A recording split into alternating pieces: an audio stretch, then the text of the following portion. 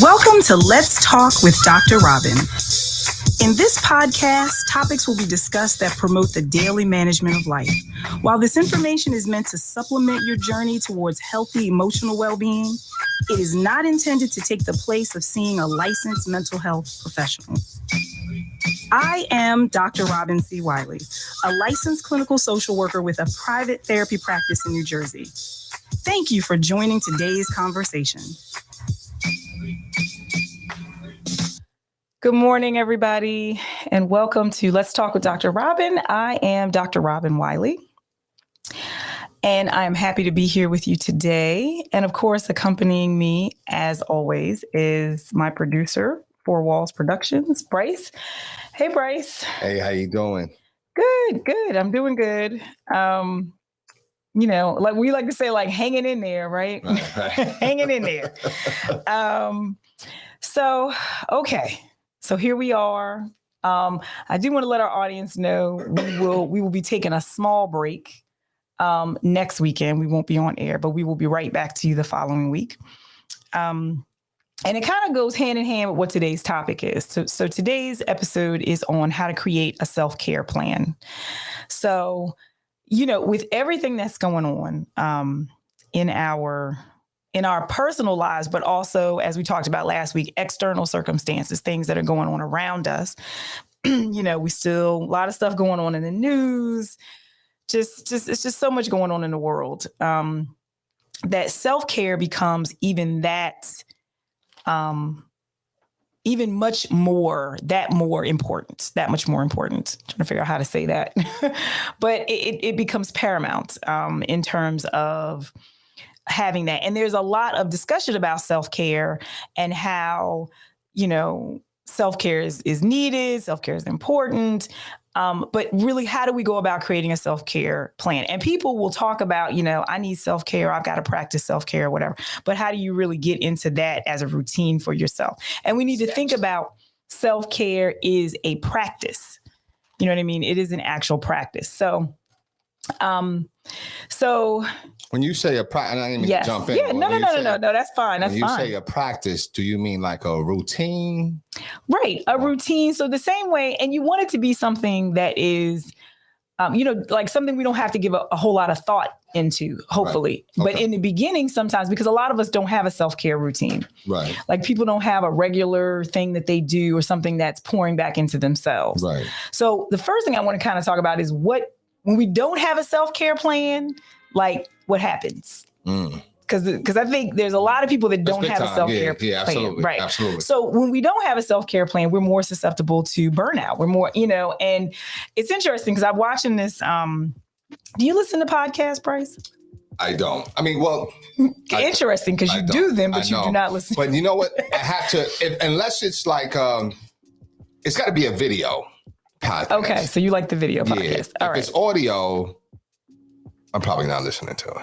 Okay. All right. Okay. I'm corny. I listen to it. No, that's okay. A lot of people will listen to it. I mean, that's why we went video. A lot of people look at the video. A lot of people listen to that, or they just are on YouTube a lot more. Yeah. So, all right. So I will say I'm going to plug a podcast. Okay. And it's actually one I just discovered, and it is fantastic. Okay. Like it's called Burnout. Okay. And it's it's with Connor Franta.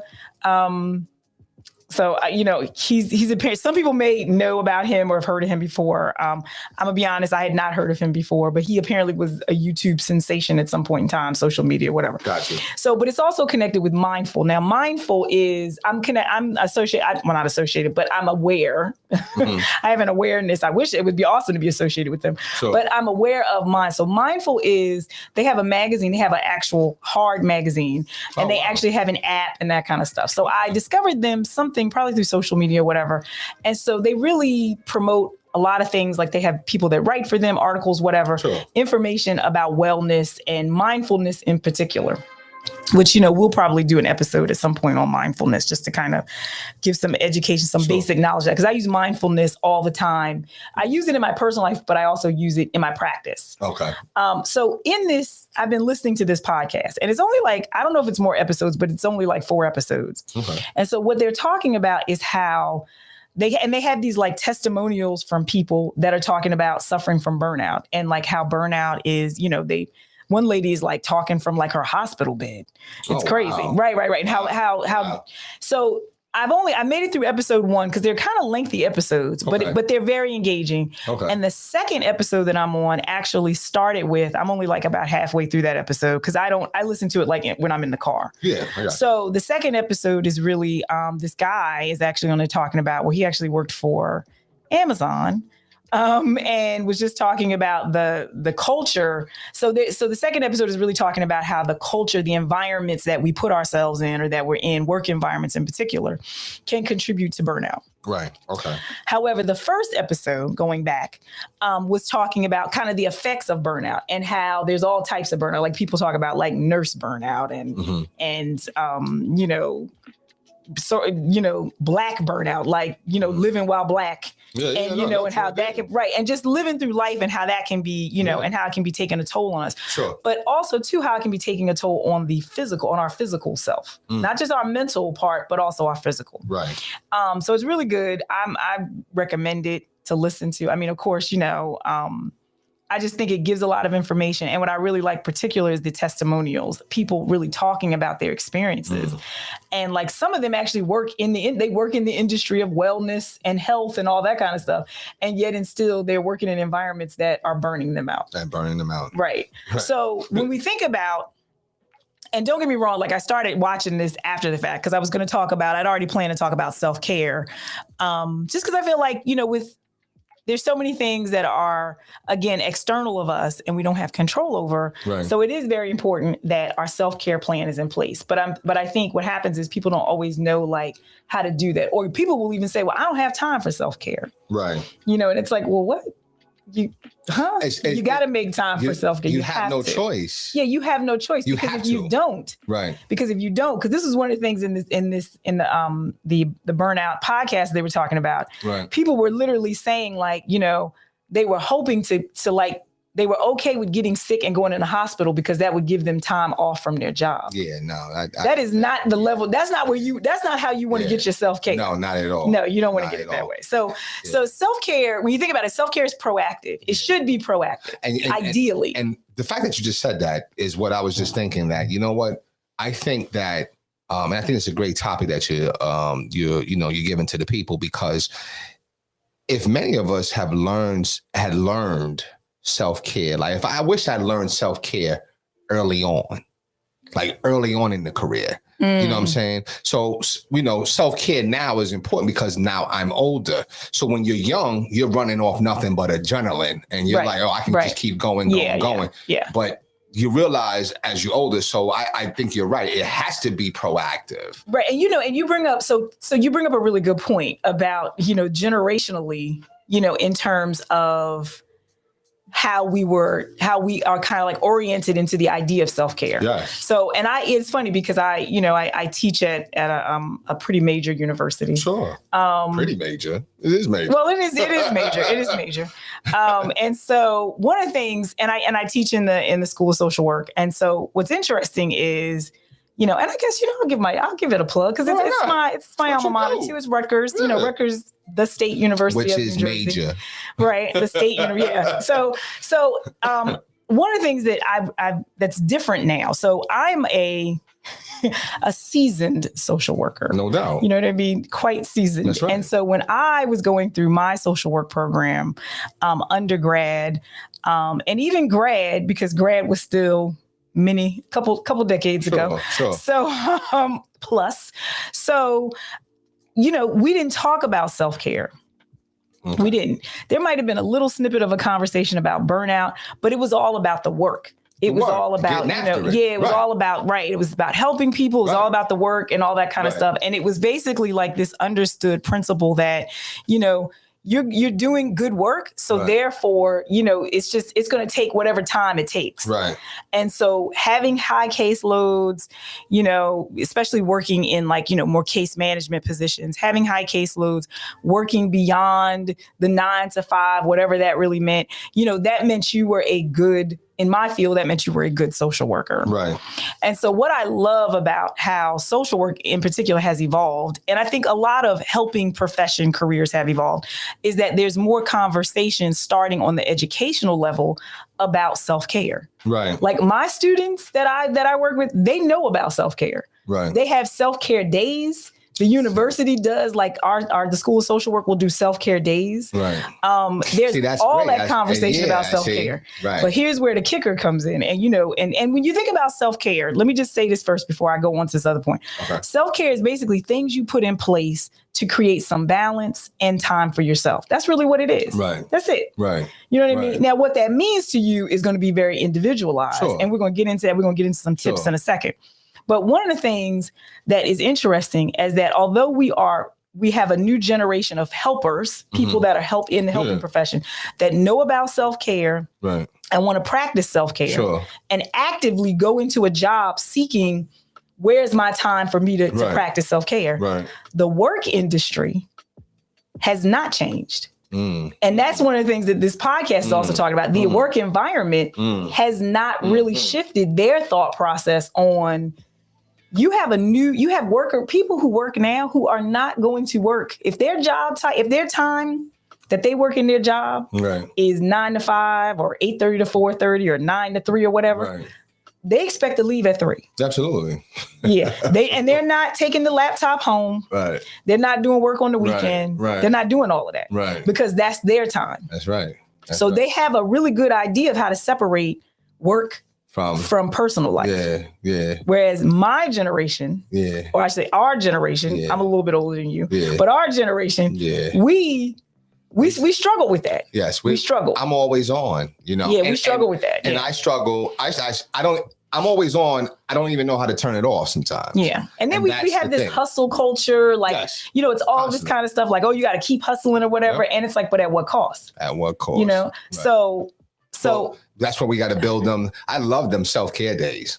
Like that right there. They have these, right, you know, and I actually saw this like in, cause I teach on the Camden campus. And so the School of Social Work has literally had like self-care events. Yeah, like events where there's self-care. And I was like, where was this back in the day? Right, exactly. You know what I mean? And and even just the terminology self-care. Because I think, you know, when you work and even, you know, for therapists, so any of my therapist colleagues, you know, we know how important self-care is because we're carrying a lot. And we're creating a lot of spaces for people to be able to talk to us. Right. But are we creating space for ourselves? Right. You know, so any helping profession, you know, our first responders, nursing care, you know what I mean? You got to create that. You got to have that self-care. Absolutely. So let me give some tips. You know, I love to give the tips. So let's give some tips here. So where to start? So basically, when you think about creating a self-care plan, you want to think about what's missing first. So it's almost like a little mini assessment, you know, of what is missing in your day-to-day life. So whether it could be sleep, whether it is specific time for yourself, whether it's, you know, and even though all of these can kind of come under time for yourself, but is it healthy eating? Is it being able to sit down and have a meal? Right. Is it exercise? It could be watching your favorite show. You know, is it reading? It could be sitting outside in nature. It could be walks. It could be journaling. Yeah. You know, so like what's something that you feel like is missing and thinking about like where you can plug in that particular thing. Like it could be something that you particularly enjoy that you're like, you know, I haven't done that. Or even like, I don't want to leave out like drawing. Yeah. Like a lot of us, even as adults, art, we love to draw or sketch or whatever. Yeah. Like, are those things, listening to music, you know, what is something that you feel like I used to really enjoy doing that and now I don't do that anymore. Right. So where did that go? Right. You know, because now we've packed our schedule with all this other stuff. Right. So the next tip. So the one tip is you like, look at what's missing. Okay. The next tip is keeping it simple. You got to keep it simple. What's one thing that you can add? Okay. So we don't want to get into this like, oh, I'm going to do this on this day, that on this day, because what happens is we don't want to make the self-care plan overwhelming because then we possibly will not get it done. Right. Okay. So you want to see what can you add? What can be added, like one simple thing, one task, one thing that's something you're doing for yourself. So for some people, you know, it can be, you know, going to, you know, nails done, hair done, all of that kind of stuff. It could be that type of thing. Right. But it got to be something that, something that you enjoy. Because you know what? Then what could happen is that, you know how you talked last week into the negative, where you got them people that, because you know what, I'm gonna spend money, that's like my way to cope. So now you can't, you know what I mean? So if you're doing those self-care things, make sure it's something that's within your budget and all that. And that's why some of these things, they don't cost anything. Like taking a walk outside doesn't cost you anything. It's very free. Yeah. Right. And for a lot of people, a big thing for them is sleep. Like people don't get enough sleep. And I'm not saying, so you want to kind of, and I'm not saying like you need to be like, oh, I need to get 8 hours of sleep. Right. It might be saying, you know what, from now on, my bedtime is going to be, instead of 12:30, it's going to be 11:30. 11:30. Yeah. Because that's just going to be time that I'm taking for myself. So it's really doing something that's for you and prioritizing yourself. Yes.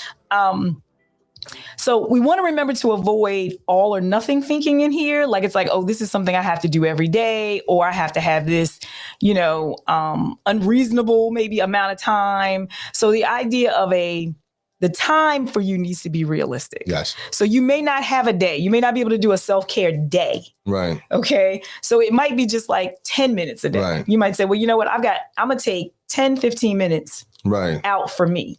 Period. That's it. Yeah. You know and what? Whatever activity I want to do, or I might just be sitting. I might just sit. You know what? One thing. Ponder, as you like to say. Sit and ponder. One of my principal, she said, well, you know what? And she's great. She's absolutely right. She said, you know what? Listen, the work's still going to be here.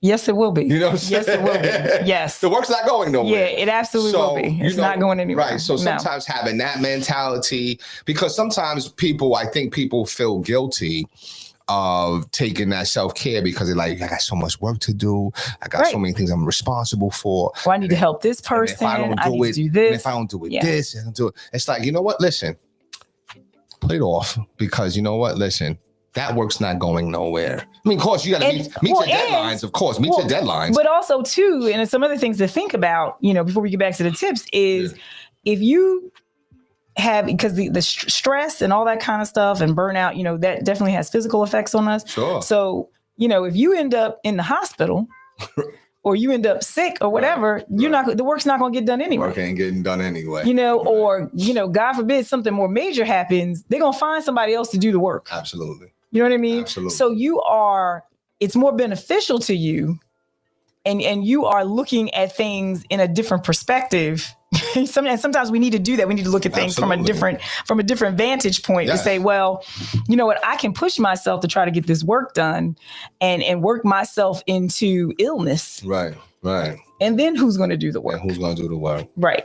So it's like, you're right. Yeah. So, and I want us to, in a second, I want us to talk about kind of like our self-care type of stuff. Sure. But so another thing is, consistency is key, but that doesn't mean 100%. And I always try to say this, like a kind of a reframing of how we see consistency. We tend to think consistency is all or nothing. Mm-hmm. It's every single day or whatever. And don't get me wrong, like maybe, in some people's definition, that's what has to work. But when you commit like that, and you don't give yourself any wiggle room, oftentimes that if you drop off one day, you don't do it, then you feel like, okay, so all is lost, and then you just throw it to the wind. Right. So consistency, think about it in terms of not necessarily 100%, but more of you continue to work at your goal. You stay the course. Right.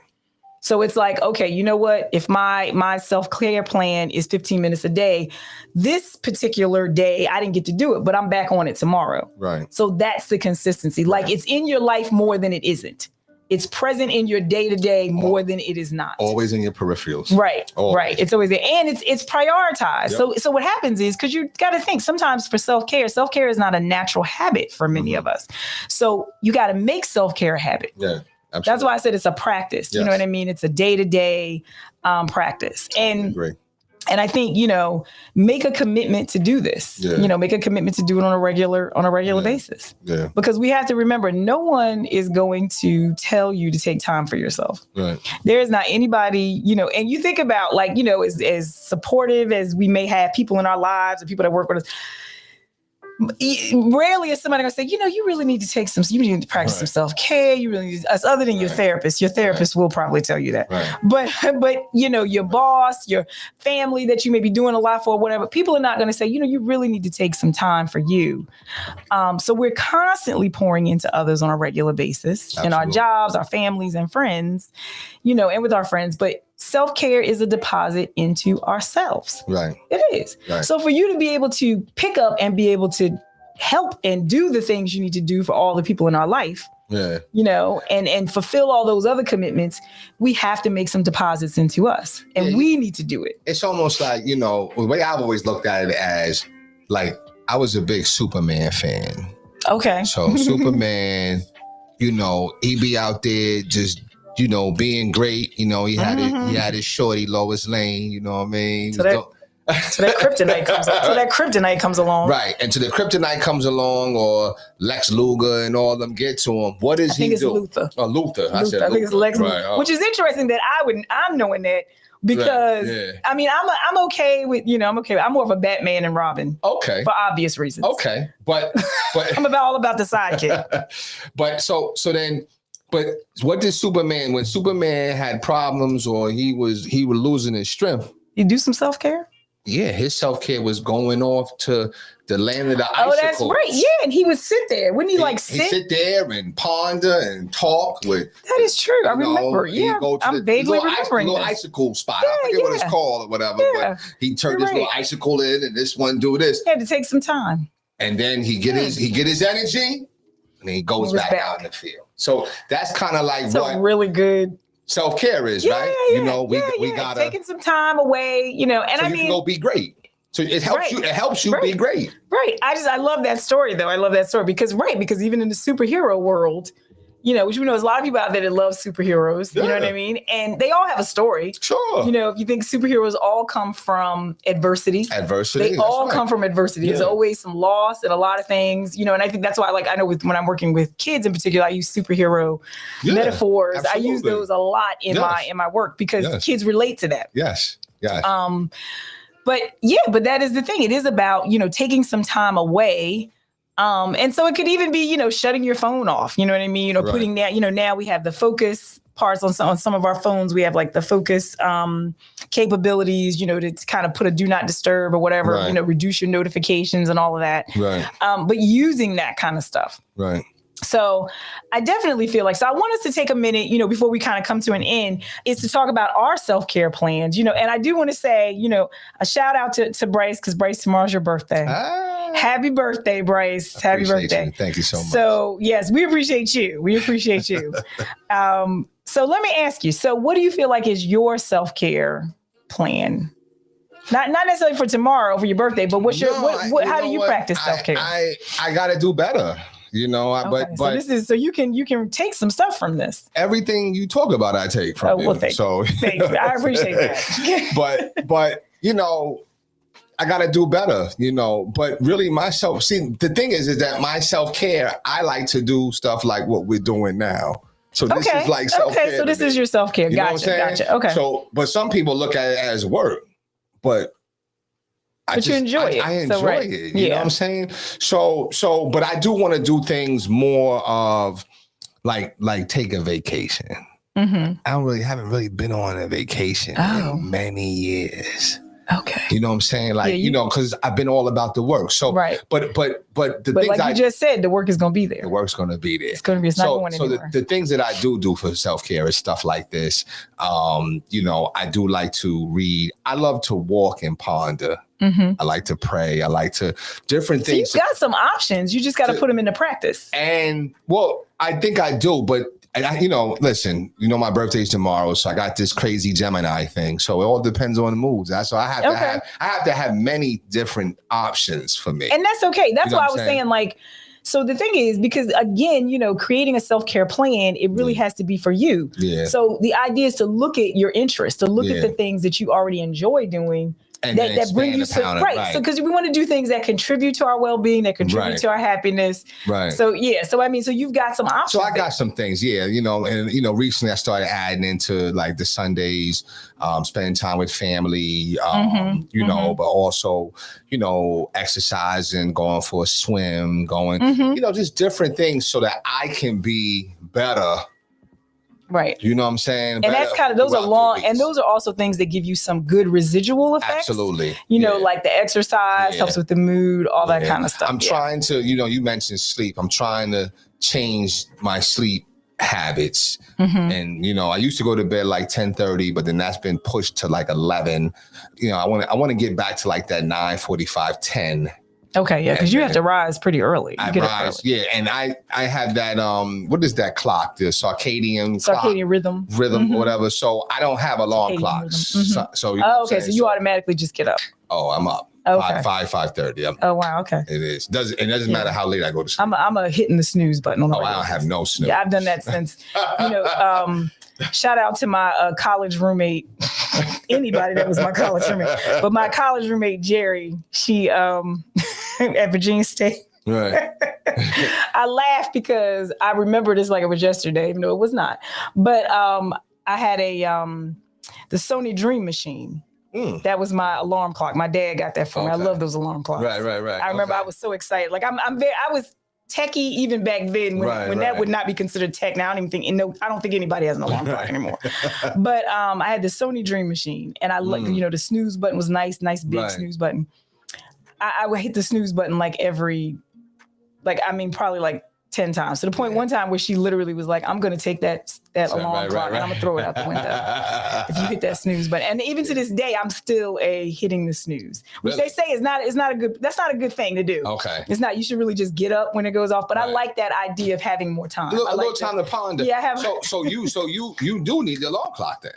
Not really. I kind of wake up before it comes on. Yeah, it depends. Okay. Yeah, I wake up. I usually wake up before it comes on, but I mean, I don't turn it off. Because then I just feel like, I'm just beating time. It's all in my head. I got you. It's all in my head.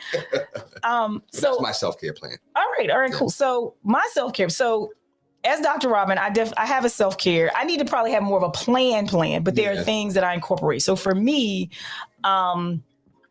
travel is a part of my self-care plan. Okay. It is. I like to get on the road. I like to go somewhere. Yeah. And I get it. That's not always a feasible plan. Sure. You know what I mean? It's probably one of my, where if I have to choose what's like on the higher level of this, it would be travel. That travel. It would be actually getting away from my environment. And I think that really got reinforced for me during the pandemic because we were in the house. Right. And so that idea of being able to go someplace, get on a plane or get in your car and drive someplace, like I enjoy that and appreciate it even much more now. Right. But on a more like, I guess you could say like more on a micro level in terms of the smaller level of doing, for me, it's definitely the like walking, like going outside for a walk when I can. Okay. I like to be in nature. Journaling is part of it too. I try to do that at least once a week. I don't do it as much. And for me also, it's like watching a show, like sitting and just being able to like watch a show, something that I may not have time for, during the week or whatever, just taking that time. And I've learned to take a self-care break in a sense, whenever. Like I don't necessarily have it because sometimes I may have a cancellation for a client or something, or I have some time. Like yesterday, I had a client situation where the time got moved. Right. So I ended up having like a couple of hours, and so, I did some paperwork. I'm not even gonna lie. I did some paperwork, but I also took like a few minutes to just kind of like look through a magazine. Right. So I try to practice it like when I go to the hairdresser or anything like that, like, if I'm sitting under the dryer.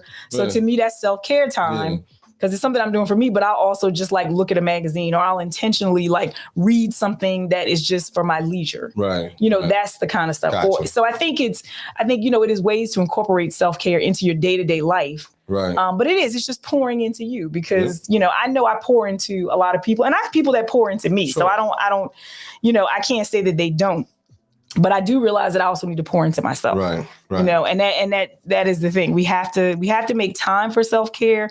And I think if you have a plan, if you have a self-care plan, it makes it so that you're prioritized. Yeah. And that becomes that much more important. Yeah. Okay. Sure, All right. So that brings us to the end of our show for today. I hope you enjoyed today's show. And I really hope that you will, create a self-care plan for yourself, remembering how important that is. And keep in mind, it's not all day, 10, 15 minutes, whatever you can spare. But I think you'll definitely see the benefits from it. And until next time, watch our show on YouTube, follow me on Instagram, Dr. Robin, Let's Talk with Dr. Robin, and on Twitter, Let's Talk with Dr. Robin. But until next time, be well, be great, be you.